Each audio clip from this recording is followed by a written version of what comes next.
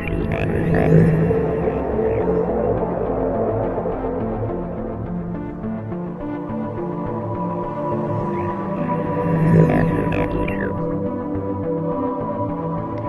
everyone, welcome back to my channel. So I'm just trying a new format today, actually. If you're new to my channel, you know that I've recently started a book club series. It wasn't intentional. I just kind of wanted to start doing something on my own. And I started taking audiobooks basically and doing reaction videos to them and commenting along the way. People seem to really like it, but I've been doing them live. I'm going to try to do them pre-recorded and do a little more editing, make them a little more professional, just to see how it goes. I know people really did enjoy the raw format, but I think I'm going to just try something new and see how this goes, and hopefully you guys like it. But I've been recently diving into this book, Genesis for the Space Race by John B. Leith, The Inner Earth and Extraterrestrials.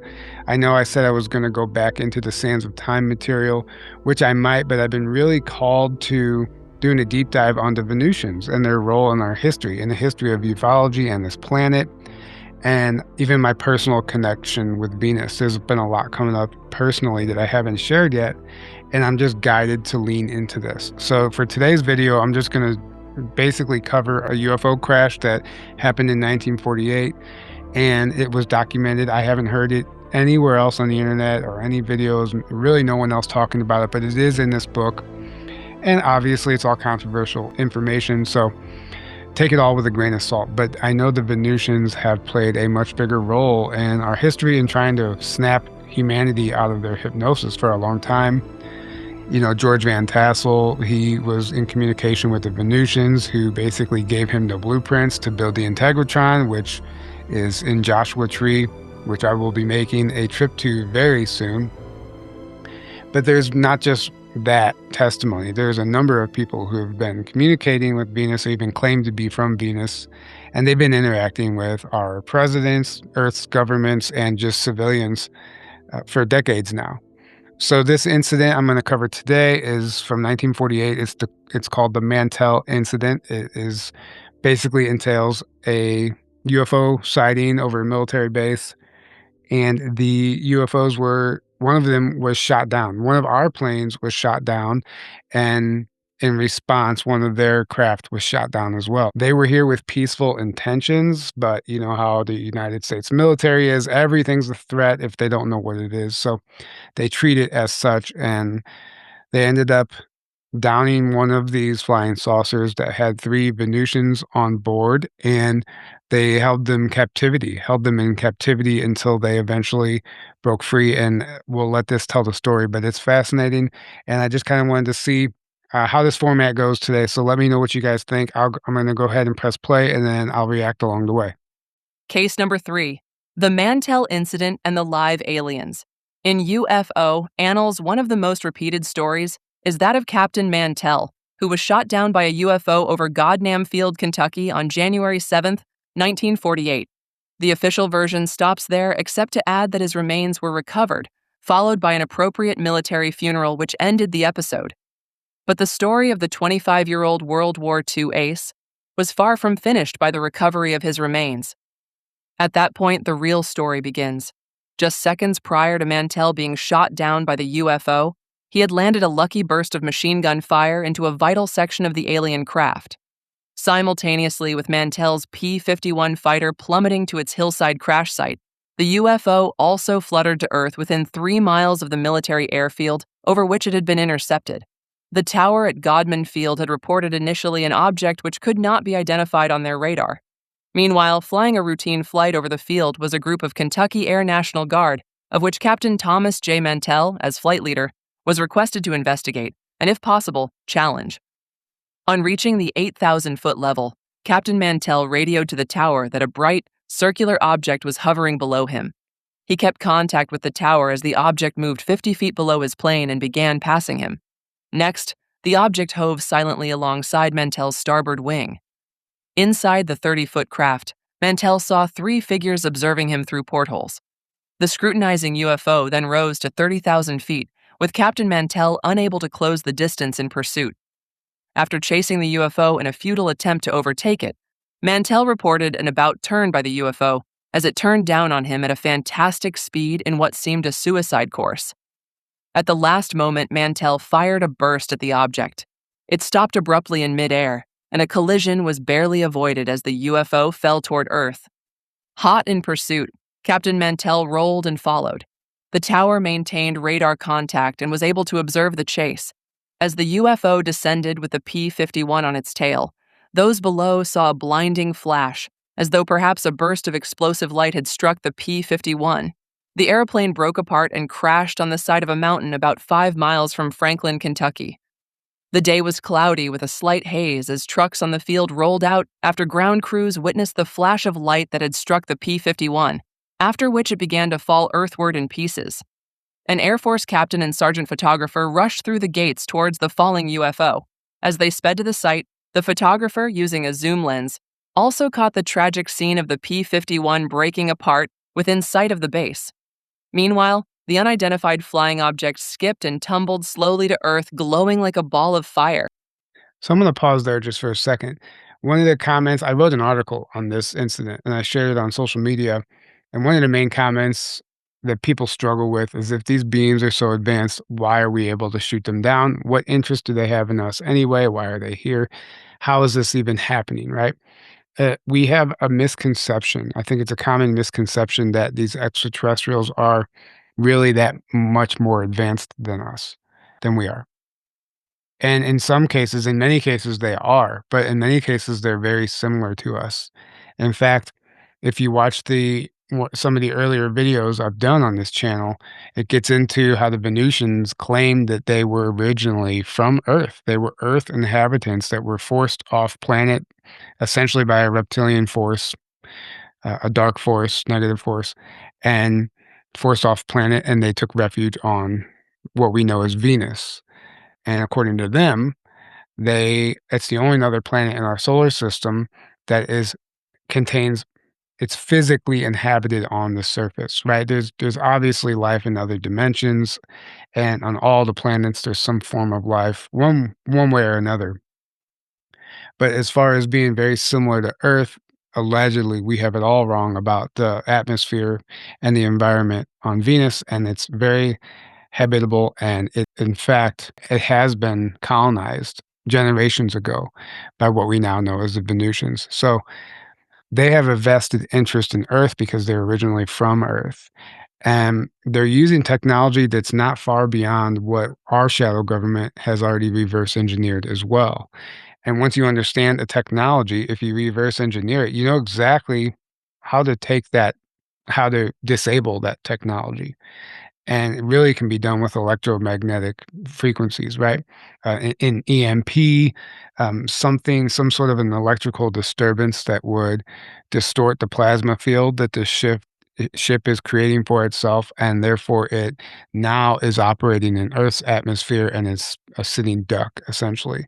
So they shoot them down, and, it's always circumstantial, it always looks different, but if we're reverse engineering this stuff, we have the technology, and we're working with extraterrestrials, then we know their weaknesses as well. It's not like they sell us on TV, it's not all unknown. It's not like we don't know what these things are. That couldn't be that couldn't be a bigger psyop, honestly. So, we know we work with them. We reverse engineered their craft. We've developed secret space programs, and we've colonized other worlds. And I will say that confidently, no matter how ridiculous it sounds. So whenever, even in the 40s and 50s, when these craft were being shot down, some people believed that they were intentionally sent here to be shot down so we could reverse engineer their technology to help assist humanity in their evolution, to help move us along a little bit. So in some cases, it was allowed to happen. In other cases, it might have been an actual accident. Nevertheless, it's been happening. So I just want to pause there because I know this sounds kind of like just another traditional UFO story from the 40s. Why does this matter? Why do we care? For one, I just thought it would be fun to start with a short little incident like this for this new format that I'm doing. But secondly, I do think that the history of ufology plays a bigger role in where we're going, and the people that are controlling the disclosure now are trying to erase that history. They don't want us to know about it, and they're giving us this new script as if it's all new and they don't know what these things are and, blah, blah, blah. We get the whole script, and it's really mind-numbing to listen to that stuff in 2026 when this stuff has been happening since the '40s. So just take everything you hear in the mainstream with a grain of salt and just understand that there is much more to the picture, much more to the story. It involves things that aren't supposed to exist, including time travel, portal technology, anti-gravitics, and many more things. We have technology that allows us to communicate with other dimensions and traverse other dimensions. And looking glass technology that allows them to look into the future and look down timelines and look into the past and potentially even step through the looking glass and view past historical situations or events and in the future. So we're very much in the midst of a timeline war, a temporal war, and a war for this technology. And there's bloodlines involved, and it goes on and on. And I realize I'm going on a tangent now, but just to kinda help you understand, it wouldn't be as difficult to shoot something down like that than most people think. It's just we all as a collective have a severe lack of understanding of what this technology is and how it works. But if you know how something works, you know how to disable it, and that's where we're at with this. It was this bright glow emitted by the UFO that enabled the emergency recovery crew and the photographer to spot exactly the alien crash landing site. The foregoing is the story of the chase. Captain Mantell shot down the UFO. The UFO, in turn, destroyed him. Before either craft had crashed, the airbase had hurriedly dispatched two emergency crews. One rushed to the P 51 wreckage, and the other vehicle raced to the site of the unidentified flying object. The photographing team had orders to head for the UFO, but en route was able to photograph the disintegrating P 51. Air Force intelligence reached Mantell's crash first. The plane had disintegrated into thousands of pieces. There was no fire and no odor of burnt flesh or fabric. They found Captain Mantell still in helmet, suit, and boots. As they removed the clothing, the emergency crew recovered a clean skeleton, intact from head to foot. The remains were taken to an Air Force laboratory for identification and autopsy. The skeleton of the deceased Captain Mantell was later placed in a sealed container and taken to a nearby undertaker, where it was put in a coffin and sealed. The story at the UFO crash site had a different ending. As the photographer continued to shoot pictures of the crash, they saw the glow of the craft cease as they arrived. A door opened and slowly three beings emerged with hands in air. The color of their complexions was light tan. They were tall in stature with high and narrow foreheads. The airmen rushed towards the UFO, guns drawn, as one of the beings in perfect English said calmly, "We mean you no harm. We have come in peace." The photographer sergeant began snapping official pictures of the exterior and interior of the craft. These pictures were to remain hidden in a Washington vault for almost 30 years.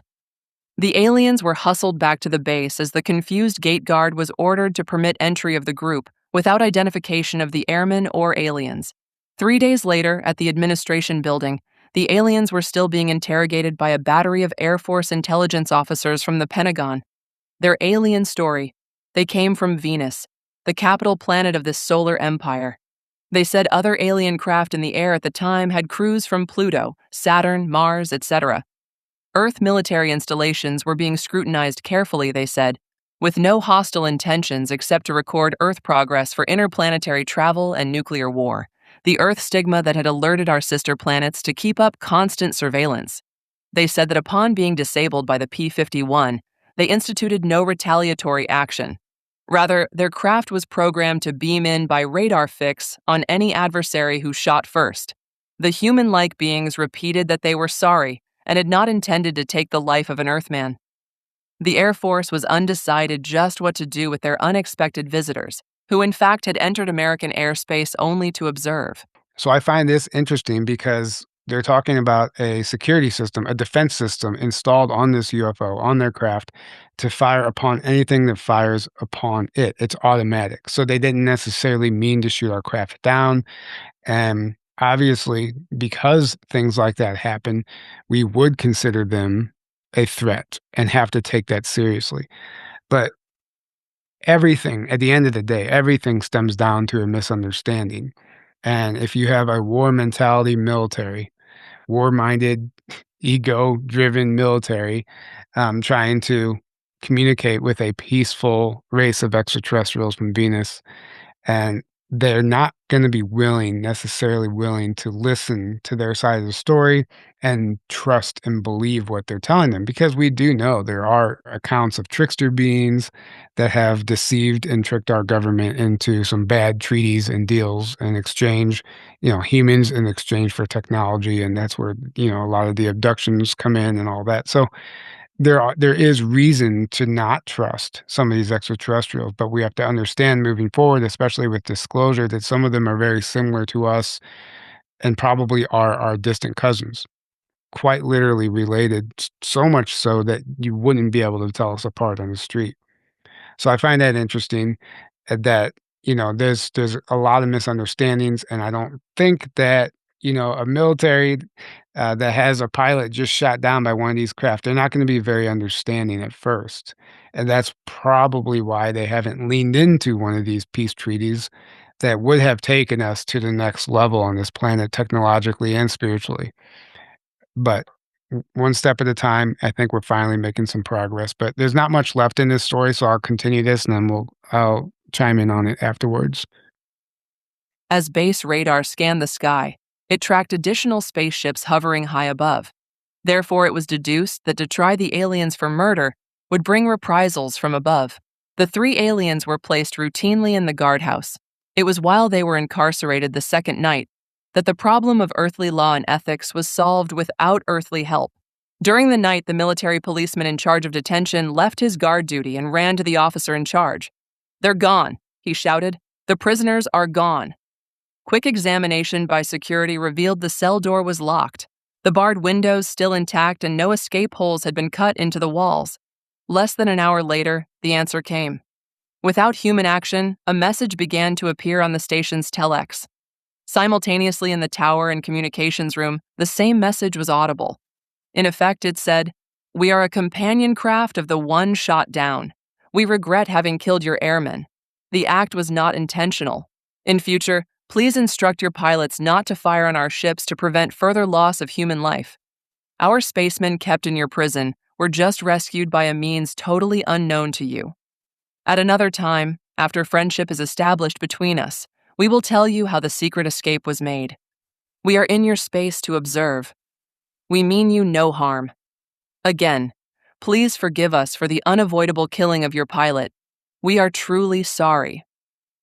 At the time of the alien disappearance, some unusual and verified observations were made by several witnesses. Here is what is described as being seen. A 100-foot unidentified craft dropped down from above and hovered over the guardhouse. From the craft, there emerged a beam of white light with a greenish tinge. On or within this beam of light, the three aliens ascended or were taken up through the ceiling by unknown means to the presiding ship above the guardhouse. A non-Earthling who has been seen in Washington for several years and has been a confidant of presidents described the escape ray. He said it was a solid beam that disintegrated objects in its path by disassembling the atom structure, while the ray shone and allowed reassembling of the atom particles when the ray was turned off. The Washington spaceman, whose name is Pluto, explained that the ray principle had been used in Venus long before the present Earth civilization began, which he declared was 33,000 years ago. Pluto said the ray was also developed on Earth's sunken continent of Atlantis, but that its principle was lost when the continent sank 12,000 years ago. As ethereal as the beings appeared to be at the time of their escape, they bore unmistakable human characteristics. Body shape was human, features occidental, hair blonde, fingers long and slender, height 5 feet 6 inches to 5 feet 10 inches, appearance youthful. Habits while in detention. They took water into which they dropped red or white pills at different times. They used the toilet facilities, and the official reports say they passed nutrients and urinated, as do human males. No wonder. They insisted they came from the ancestral planet of Earth's white races. So ends the Mantell incident, except for over 2,000 pieces of official correspondence between the base, the Pentagon, and other agencies at Maxwell Air Force Base and Wright-Patterson Air Force Base, where the Venusian ship finally ended. After the Mantell incident, Air Force intelligence privately wondered why, if the aliens were able to retrieve their people, why hadn't they retrieved their ship? But publicly, the Air Force gave out this version of the Mantell incident. 1. Mantell lost consciousness due to oxygen starvation. 2. The object which Mantell was chasing may have been a skyhook Navy balloon, which had been released in the area. And it's definitely not a skyhook Navy balloon. Interesting, a few interesting things there, a lot of interesting things, actually. For one, the craft, they only came back for the people, not the craft. The craft was left behind. It was brought to Wright-Patterson. That's interesting because now they've gifted us that. They didn't ask for it back, and they're allowing us to ex explore their technology and discover and reverse engineer it, almost as if they want us to do that to help move us along. But they talk about having a technology, the technology they use to rescue their men, it's the same technology we hear about in all the alien abduction cases. It's a type of molecular disassociation. It basically dissociates the molecular structure of a solid, and you can pass objects through it, and then it restructures them. So that's fascinating, and the fact that they claim that it's from 33,000 years ago. It's an ancient technology in our time, according to us. It's an ancient technology, and it seems so futuristic, yet it's ancient. And these are things that we don't think about, and as similar as they are to us as far as even having to use the bathroom and requiring nutrients, I mean, they're humans, right? They even talked about Atlantis and this technology being developed on Atlantis. So there's a lot there to understand. And I'm gonna be doing much more deep dives into the Venusians and the role they've been playing this entire time. I probably will do one consolidation video, a solo video of just my thoughts on all this and my research, tying it all together, maybe even put together a little presentation. But nevertheless, it's fascinating. I think, there's another case I'm gonna get into in the next video, and it goes a little deeper into some of it, but it seems that a number of Venusians have approached our presidents and world leaders over a span of probably 70 years at this point, trying to snap us out of our trance. And obviously, we have not gotten anywhere with that, but I do think we're on the verge of some major disclosures, finally, real disclosures. It's only going to be a piece of the puzzle, but we're getting somewhere now. And why is that? Is something coming that we don't know about? Is there a deadline? Has a treaty expired? All of the above could be true. Nevertheless, it's here. It's happening. I'm excited about it. A lot of people want to think they're demons or this is all part of a psyop to distract us. Everything, everything could be a psyop to distract us. But we can't just write everything off as insignificant. Yeah, I understand we've been lied to for so long that we just immediately dismiss anything that comes from the governments, as we should question everything. We really should. But we also can't discount everything because if you just dismiss it, you're keeping yourself. You're not allowing yourself to move along with the planet, move with the world where it's going, because it's rapidly changing and it will leave you behind if you're not if you're not ready to go where she's going. And a lot of people aren't ready for that change. We think we want change, but when change shows up at our doorstep, people reject it. And I see it all the time. Just even down to simple things like electric cars or the self-checkout. Nobody wanted that at first. Everyone, threw their arms up, and now it's everywhere. They have these carts now at the grocery store that just check the items out as you're shopping, so you can just walk out. You don't even have to check out. And I see people resisting that and protesting, and they don't want this change. What's wrong with what we have? And I'm not saying those are great examples, but it's just what came to mind. And I understand why people think, like, we don't need this stuff, and a lot of this stuff is kind of insignificant, but they're gauging the public reaction to see where we're at with this stuff. So, if we're rejecting a small change in our own grocery store, that tells them where the collective is at and how we'll respond to changes on the world stage as far as free energy technology, flying cars. People are going to be we don't have the infrastructure for that. We can't do that. There's no way you can trust people flying around these cars. We don't need robots. Everyone is going to resist everything because people like to complain. People want change until it's time to change, then they don't wanna change because they realize it takes self-sacrifice and actually doing something different, breaking free from that mold, that false identity, and moving into something new, some uncharted territory, which is very scary. I'm not saying all the change that's on our doorstep is good, because a lot of the stuff I don't agree with, but I do understand that things need to change desperately on this planet. And you never know where one change will lead us. It will create a ripple effect. Even if they're doing something that we all disagree with, but it forces us to take action and stand up in a way we never have before. That's still change. And a lot of this stuff I believe is divinely orchestrated. And it's going to be, we're going to be moving into uncharted territory, like I said, and it's not going to be easy. And it's going to be confusing moving forward. That's why we just have to find our heart center and stay there. View the world through our heart, view the world through that lens, and you'll see the positive changes. If you allow them to mind control you and manipulate you into believing that the only way forward, that the only possible future is a dystopian future where they take control and we don't have any power, then you're gonna help them create that. It's really up to you. And that's why everything is in place to stop us from remembering who we are. Because if we remember who we are, we remember that we're the creators, and they no longer can manipulate us into creating their reality. We create the reality that we want to see. So that's why I'm doing this. I'm trying to help people understand that there are other ways, and this Venusian stuff is really interesting. They play a much bigger role in disclosure, and I would not be surprised if Venusians come out as one of the first extraterrestrials that they disclosed to us.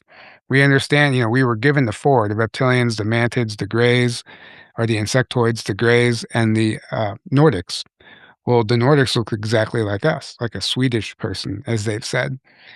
They're already priming the collective. They're putting that into our subconscious mind that these ETs could possibly look like us. Once we accept that, then the first obvious disclosure, in my opinion, would be an extraterrestrial that looks like us. And with all this bloodline talk and the 23andMe, they're trying to tell you that they're hunting down alien bloodlines, which means that humans would contain extraterrestrial DNA. It's all there. They're laying it all out for us. They're getting all their ducks in a row to eventually disclose something as major as ETs look exactly like us. And they've been here the whole time. And they're our cousins on Venus, Mars, and these neighboring planets. And space is real. Maybe it's not what we think it is, but it's real. The psyop to trick us into believing space is fake and the earth is flat, that kind of undermines everything and confuses disclosure majorly. And the devil thrives in confusion. So, in my opinion, that is an inverted narrative. It's an inversion of the truth. So, anyway, I'll go ahead and wrap this up. Thank you guys for being here today. And if you have any suggestions on what you'd like to see me do moving forward, please let me know. Give me a like, subscribe, and share this with your friends and family. Have a great day, everybody.